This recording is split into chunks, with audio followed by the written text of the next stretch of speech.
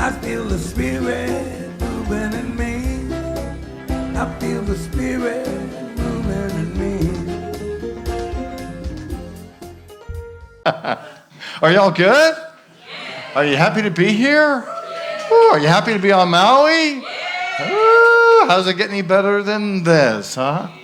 We are so fortunate. Thank you for being here. Thank you and welcome to those of you joining us on Facebook Live this morning. Say hello. Hello. Did you hear them? I know that we are connected in spirit and in love, and that we are creating this service together today. Thank you for bringing your awareness, your consciousness, your heart, and your truth to join us as we take this adventure of spiritual exploration into the realms of spirit. All right, and we better start this off with prayer. I'm looking for a prayer chaplain. Where is the chaplain de jour? It's Adam.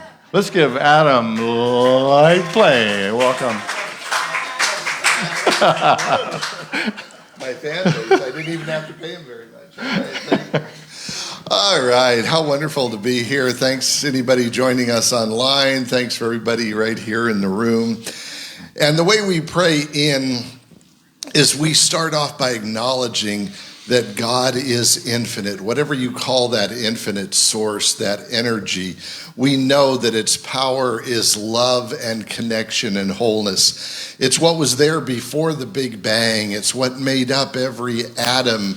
And then energy came along and vibration. So we acknowledge that there's a beautiful collection of atoms and energy all around us, and all that we see is really multidimensionally connected to one beautiful infinite source. It is all connected. And if it's all connected and it's all infinite, that means you are part of it, which means you are infinite. Dig on that. Yeah, you're infinite. You are connected to the wholeness. The acorn contains the DNA of a mighty oak.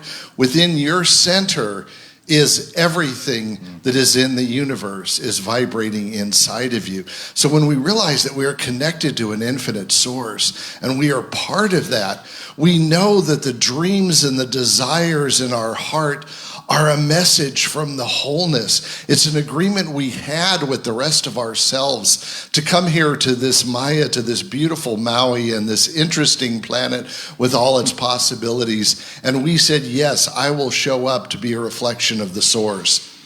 I will show up to be God in action. I will show up to be here, light and love. So every urge in our heart, every step that we take, and yes, every even quote, quote, mistake that we make is all part of the divine unfoldment of the universe. So we just sink into knowing that we are part of something awesome. And we're so grateful for this knowledge. We're so grateful for all the other hearts that remember this and show up.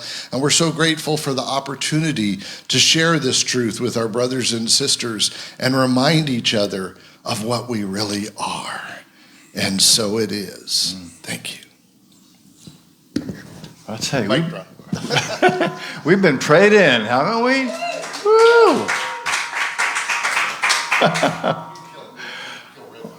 And Kailani's on the way up here. That must mean that she's getting ready to read the daily word today. Yes. All right. Good morning. Good morning. Good morning, everyone. Good morning. There you are. I'm on. Sunday, September 29th, comforted. I am comforted by the divine presence within me. I am grateful for the people who have understood how to comfort me when I was feeling down. They listened when I needed to talk and blessed me with their kindness. Often they didn't need to say a word or do anything more than be with me for a while. Their understanding presence was what I really needed. Even if I am without the comforting presence of another, I can find comfort in the divine presence within me. As I open my heart to God, I feel understood, loved, and accepted completely, just as I am. I need not feel self-conscious about needing comfort or how I express my feelings. I need only feel the unconditional love of God. As my trust in the divine presence grows, my sadness diminishes. Healing peace flows through my entire being as I am comforted. As a mother comforts her child, so I will comfort you. You shall be comforted in Jerusalem. Isaiah 66:13. Thank you, Kailani. And I want to add that Adam will be here around the platform after the service if you'd like an up-close and transformative prayer with him. Prayer is, as you saw, an amazing gift of his. So,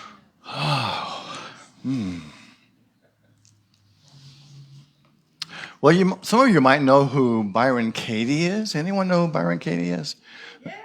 An amazing woman who wrote this book, Loving What Is, and she does some work, some spiritual work called The Work.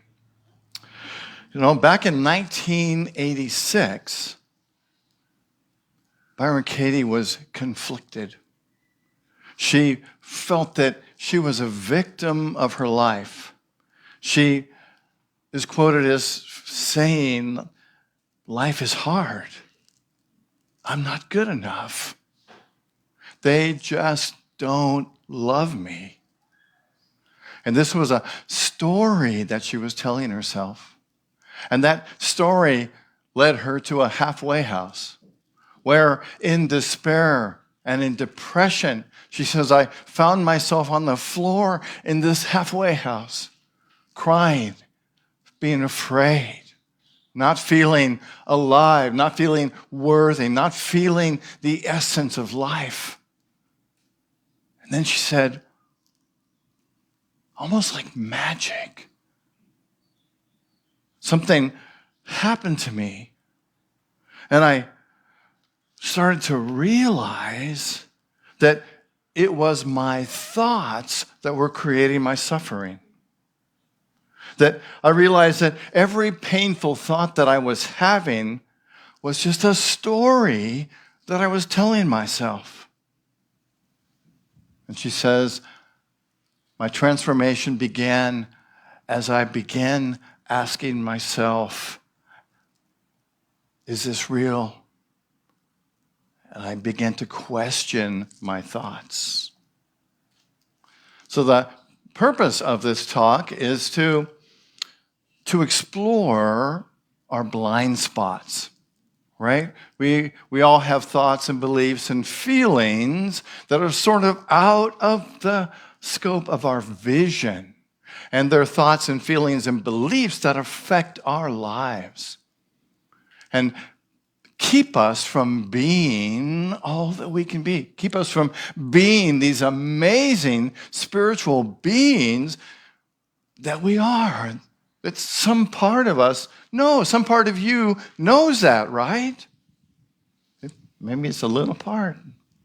Maybe it's a big part. So today we're going to learn how we can open our spiritual eyes to see the essence and the truth of who we are, to see through the blind spots to our perfection. This is the second talk in a 3-talk series I'm doing based on the miracles of Jesus, the metaphysical lessons for today. You know, some people say, well, you know, why should we follow the things that Jesus taught? My gosh, those things were 2,000 years old. And the beauty of it is the truths that he taught stand the time, right? So we're going to look at the metaphysical explanation of the story of the blind man.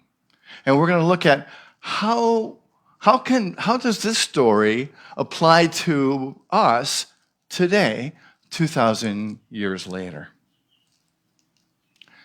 And my talk today is titled, Opening Our Spiritual Eyes.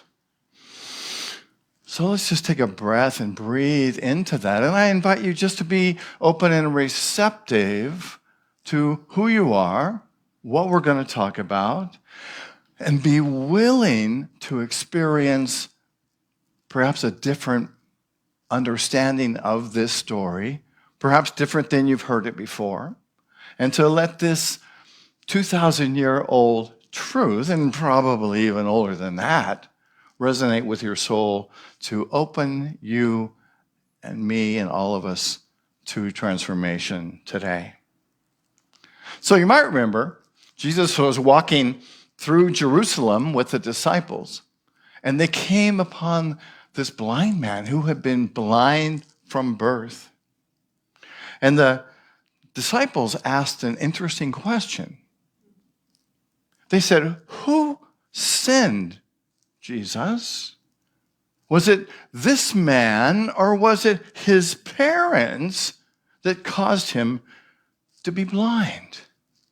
And Jesus said, with some wiseness that we'll talk about in a few minutes, he said, "Neither. But this happened so that the works of God might be displayed in him." Then Jesus did something really curious. He bent over, I'm imagining, and spit on the ground. And then he bent down and he rubbed the spit and the sand, the dirt together, and made mud out of it. And then he picked this up and he placed it on the blind man's eyes. Can you imagine? Can you imagine putting mud on your eyes? And probably some of you who have had a mud massage, maybe somebody did put mud in your eyes or cucumbers in your eyes or something. But imagine having someone putting mud in your eyes and feel it running down your face. I think I might object if somebody tried to put mud in my eyes. I think there's a drinking quote about that, right? Well, here's mud in your eye. Yeah, I never thought of it before, but I wonder what the correlation is, right? Here's mud in your eye. Maybe it relates back to this story, and it's about becoming aware, as it was for the blind man in this story. So let's look at the metaphysics of this story. Right? The blind man in the story is a representation of us not being able to see with our spiritual eyes. It represents us being sort of blind to the truth. And it represents us, human beings, being caught in earthly error beliefs, right? Beliefs like I'm not good enough, like Byron Katie experienced, or I can't do this, or I don't have the amount of love or the power, the wisdom, the truth, the knowledge, the intellect, the endurance. All these beliefs is what that represents.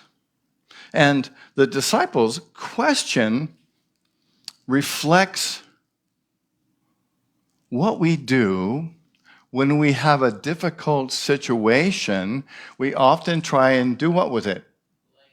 Blame it on somebody else, right? Who is responsible, the disciples are asking. And Jesus said, no one is responsible. This is just what happens, and it's giving it's giving us the opportunity to look at it deeper, to find what it is that we can do about it. Right? Jesus sort of shifts focus from blame to taking responsibility for our own growth. And then Jesus tells the man to go to the Pool of Siloam to wash his face, to cleanse his eyes, to remove the mud, which kind of represents the earthly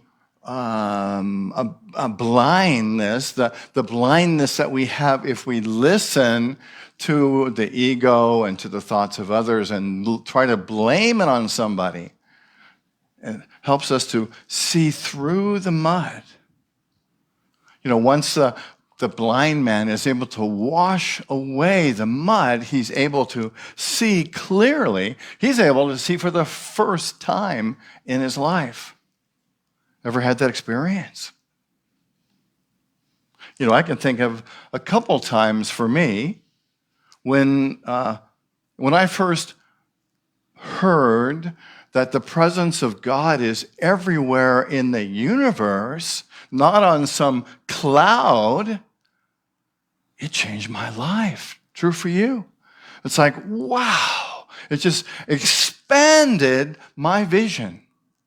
Right? When I heard that the presence of God, the Christ, the love is in me, it was like, wow. Right? That which we are searching for as human beings is right here. We already have it. And this is about opening our spiritual eyes. When I first learned that I could love myself, it was huge for me. Because I grew up with an idea similar to Byron Katie's that I wasn't good enough, that I didn't have what it takes. True for anyone else? Ever have that feeling that you're just not good enough? So Jesus in this story represents, and the man in this story, the evolved man, the spiritual enlightened man, represents the truth that's within all of us. He represents the enlightened mind, the enlightened eyes that see, the enlightened heart that opens to all life.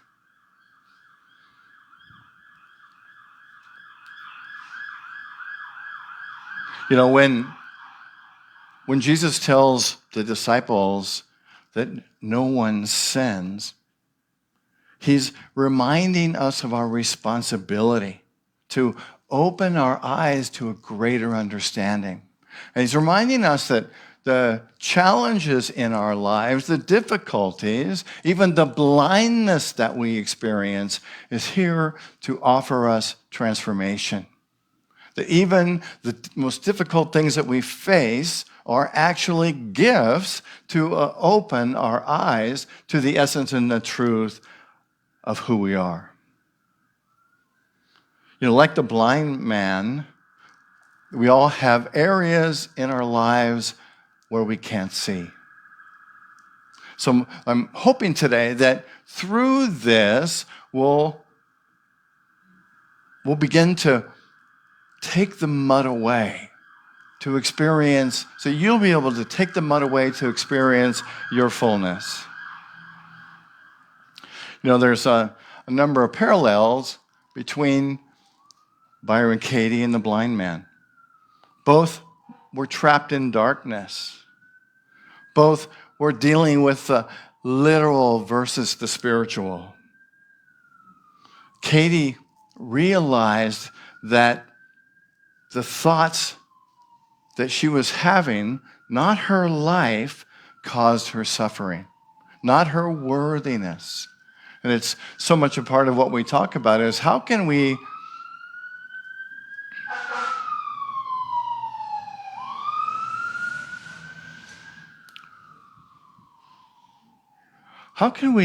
look at our thoughts through the eyes of spirit in an enlightened way that helps us to see the truth of who we are, the truth of who you are,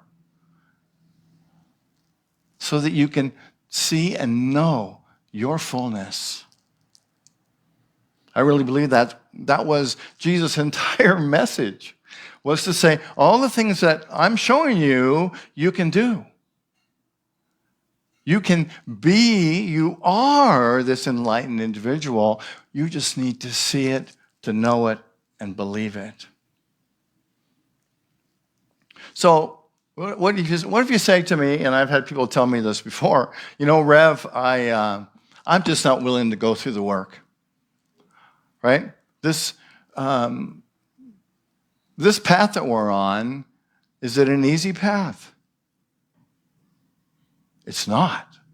This path that we're on is difficult, right? Because we believe in transformation that comes through self-responsibility, unlike some paths that just believe all you have to, teach all you have to do is believe, and you're done, right? In Unity, we understand that there is effort that has to happen. For example, when Jesus puts the mud on the blind man's eyes, he says what to him? Go and rinse it off, right? He's going to have to stumble, crawl, do whatever he can to get to that pool where he can be healed. So what this means is, in order for us to experience the fullness of who we are, we have to put out some effort. It's not just the touch and boom, we're healed. We need to pray and move our feet. So we can choose or not choose to follow this path. You can choose to experience a transformation you can choose to open your spiritual eyes or not. It's up to you. Isn't it great to have a choice? But if you don't, what you're probably going to experience is some limited beliefs. You're probably going to believe that you're a victim of your circumstances. You're going to let your blind spots prevent you from seeing your potential. You're also going to miss some divine possibilities, right? Because unless we open our eyes to the spiritual possibilities that are out there, we're not going to see them. Kind of like the blind man sitting against the wall in this picture, he's by himself. He's caught up in his error beliefs, right? Meanwhile, the whole town walks past him. And unless we open our spiritual eyes, it's going to feel like the same thing is happening to us. That the world is moving by us and we're not a part of it. Another thing that's going to happen, and that is that we will feel stuck and overwhelmed. I hate that, don't you? So how do you tell if your spiritual eyes aren't open? You ever said, I'm stuck, I'm overwhelmed? Well, it's probably a clue from your spiritual self saying to you, there is something that you must do. You must open your eyes to what is in front of you. Because without our spiritual vision, we can feel stuck. We can feel overwhelmed by life's challenges. And we can fail to see the possibilities that are right in front of us. So my question for you then today is, what blind spots are keeping you from seeing your divine possibilities? Now, you could even be blind to be able to answer this question. And so what I propose to you is that you put this in your consciousness. You affirm in your thoughts and your prayers that you are open to seeing your divine possibilities, or you're open to seeing your blind spots, right? Because oftentimes until we see what they are, we can't work on them, right? The first step in any sort of transformation is awareness. The blind man knew he was blind. Byron Katie knew that she was stuck. Both had to be willing to experience a higher understanding, a deeper vision. So you might say, okay, well, how do I open my spiritual eyes? Well, you're in the right place. I just happen to have 5 things that you can do. There is hope. And the first one is to question your thoughts. You ever have those thoughts that say you're not good enough, or, oh, I can't do this, or I don't have the energy, or I don't have the strength, or I'm overwhelmed? Ever have thoughts like that? Well, then question those thoughts. Byron Katie often would ask, is this true? In her work, she would say, ask yourself, is this really true? Are you really stuck? Are you really limited? Are you really not able? Are you really not smart enough? And that's the beginning to get into this. Is this true? And the second thing we can do is to practice self-reflection and to reflect on that. Is this really true for me? What is it that's keeping me stuck? What do I need to know? What do I need to do? What do I need to be? And just by asking that question, your spiritual self, your divine self, your higher power goes, yeah, now we're getting somewhere, right? Okay, I can help you with this. And you will get the inspiration that you're looking for. And the third thing that we can do is to use affirmations.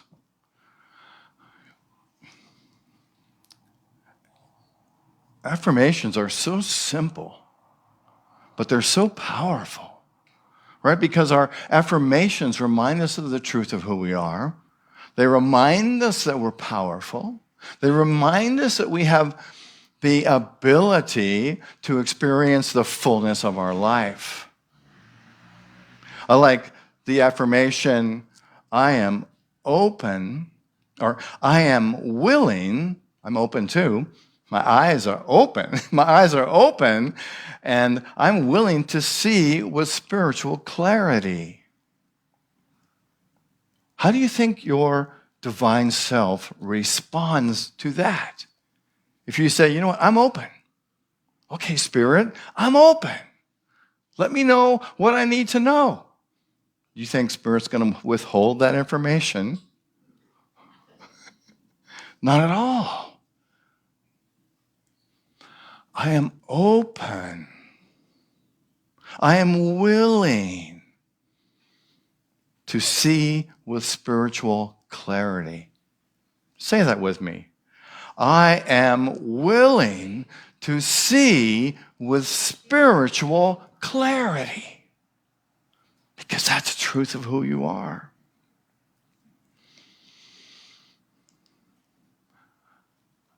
And our affirmation for today is, I open my spiritual eyes to infinite possibilities.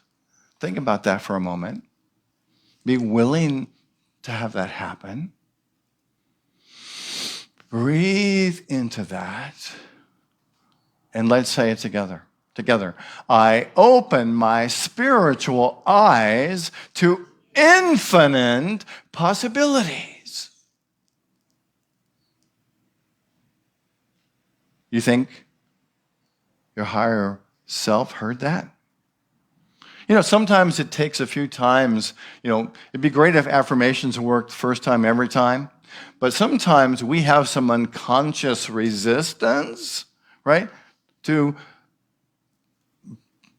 expressing our infinite possibilities, to being aware of them. So this is why it takes a few times of saying it to really open ourselves.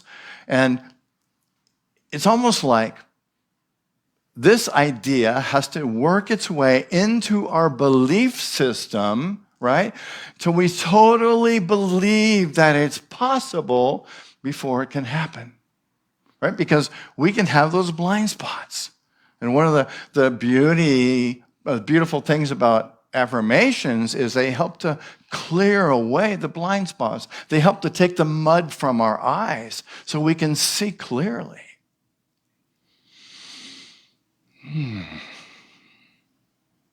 Now, let's say this again, but I encourage you to really mean it, to say it and believe it. I was going to say it like you believe it, but that's still not the full thing, right? We want to say it believing that it's true, right? If you get the difference? So let's take a breath, breathing in, feeling the allness, feeling that connection with the spiritual essence of who we are. To feel that, to embrace that in your mind, in your body, in your spirit. And let's say it together. Together, I open my spiritual eyes to infinite possibilities.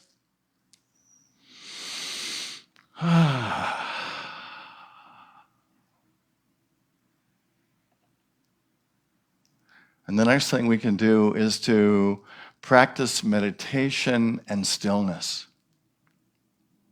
Why would we want to do that? I think there's a simple reason.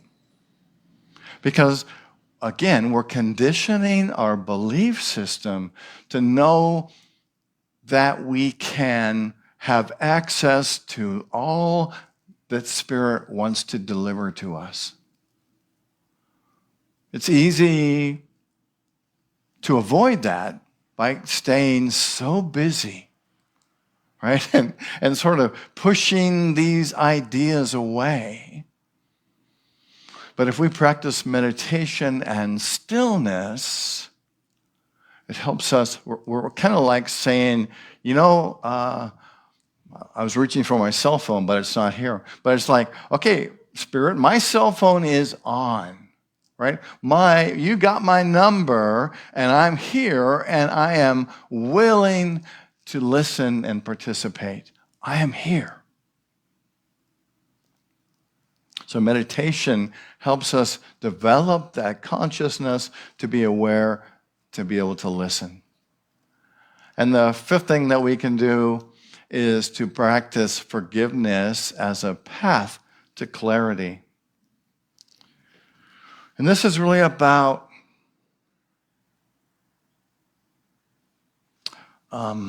forgiving ourselves for the self-judgment that we have, forgiving ourselves for not being present, forgiving ourselves for having limited thoughts, by forgiving ourselves for not forgiving others. Because oftentimes what can happen is not forgiving is like stepping on a hose that is feeding us, right? And some people say, well, I don't think forgiveness is important. Well, forgiveness, it's not important unless you want to get it all. Right? Because unforgiveness keeps us from being in the flow. If we're not forgiving ourselves for things that we may have done, said, thought, whatever, then we are limiting the amount of truth that we have access to.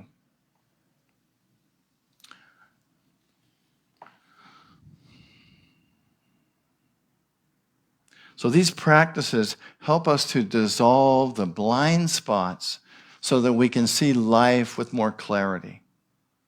So I have a challenge for you. Oh, I hate that part. No, not really. I hope, as always, that you don't just walk out of here on Sunday morning and go, wow, that was a good message or not such a good message, and great stuff, but not for me. Don't waste my time. Don't waste Spirit's time, right? I hope that you'll apply it. So my suggestion for you for this week is to take some time, practice the steps we talked about, and look at what is a blind spot that you have. What is something that's holding you back? What is something that's creating resistance for you? What is something, a thought, a belief, a feeling that is keeping you from being the amazing, perfect spiritual being that you are?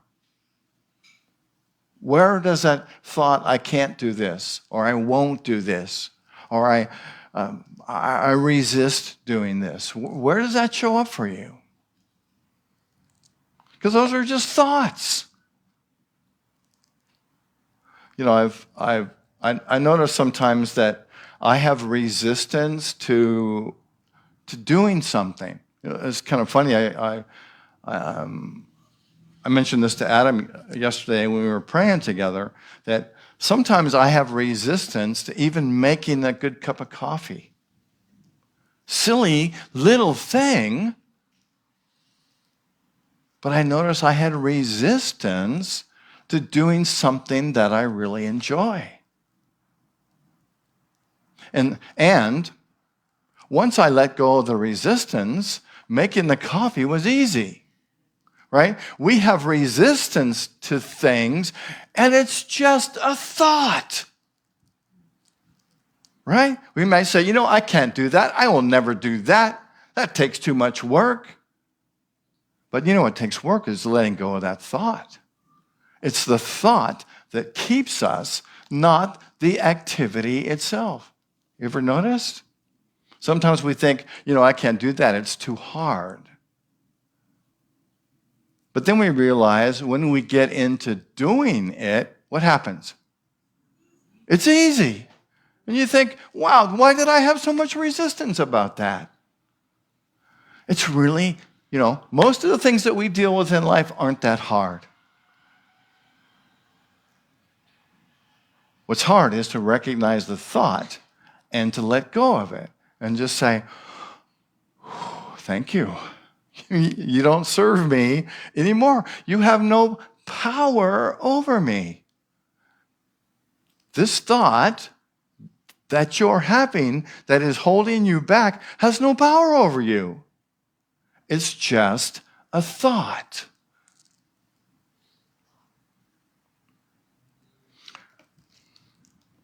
I open my spiritual eyes to infinite possibilities.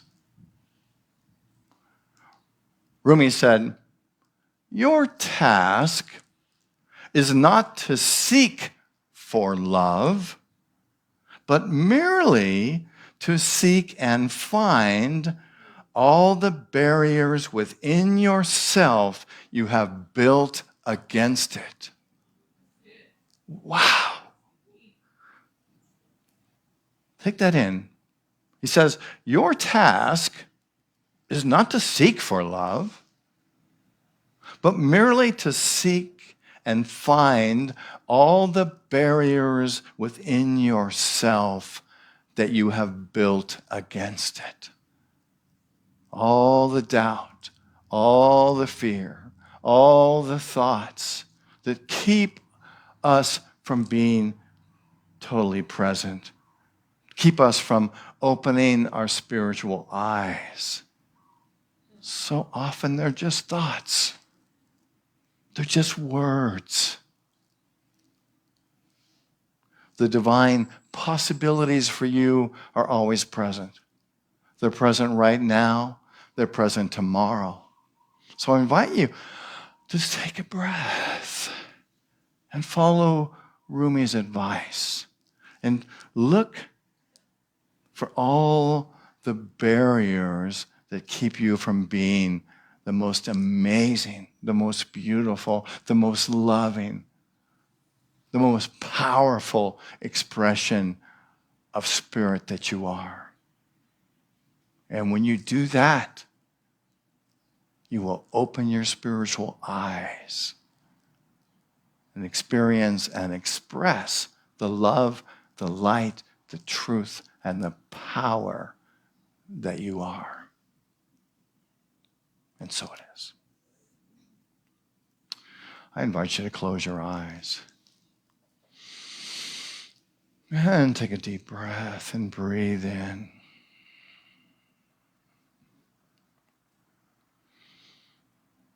And to breathe in this sense of clarity, to breathe in this new vision,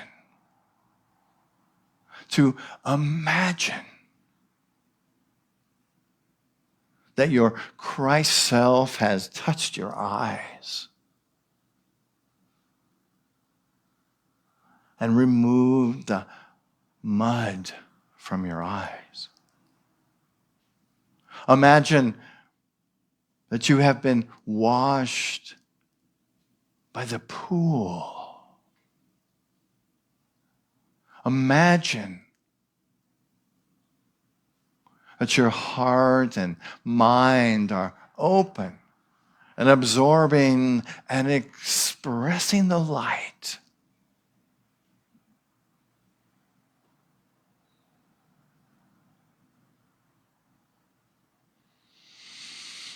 Breathing in and breathing out. Imagine that you are like the picture we showed earlier of the man with the light in his eyes, with the light in his heart. And know that's you. I invite you to visualize this light in your eyes. To visualize this light in your heart and in your entire beingness.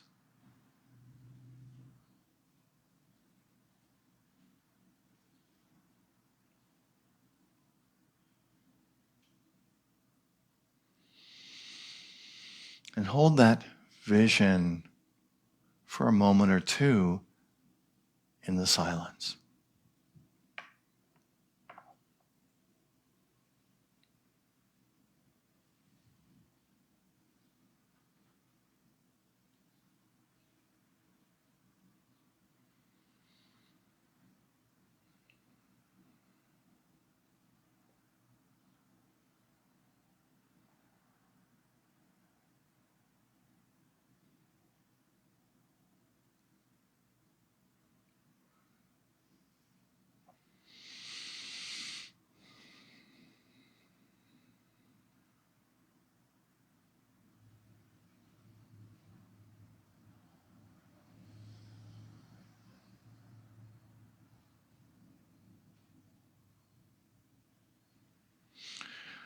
Breathing in and breathing out.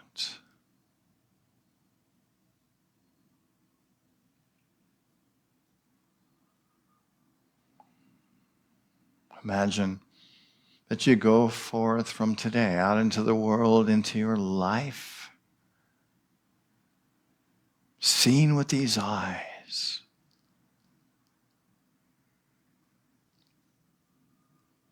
Seeing how amazing your spirit is in the world. Seeing what a wonderful world you live in.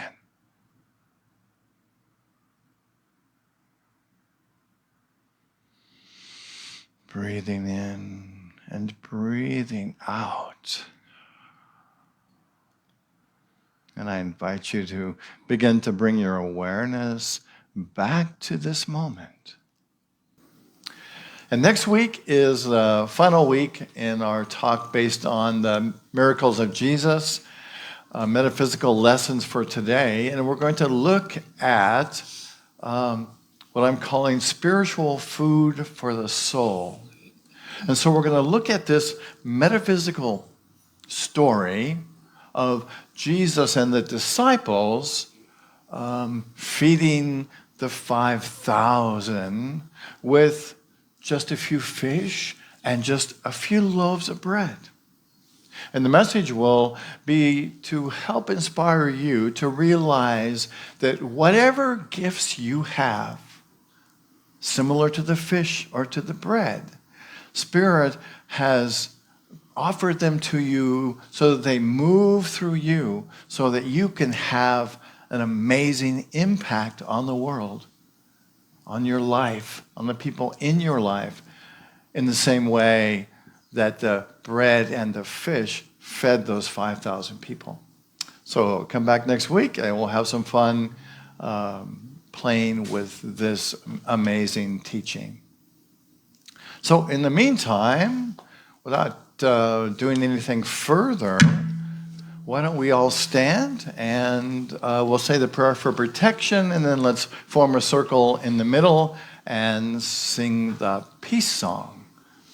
So for ourselves, for this ministry, for all life, let's pray together the prayer for protection, which begins, the light of God surrounds us, the love of God enfolds us, the power of God protects us, and the presence of God watches over us wherever we are. God is. Thank you for being here today. God bless you.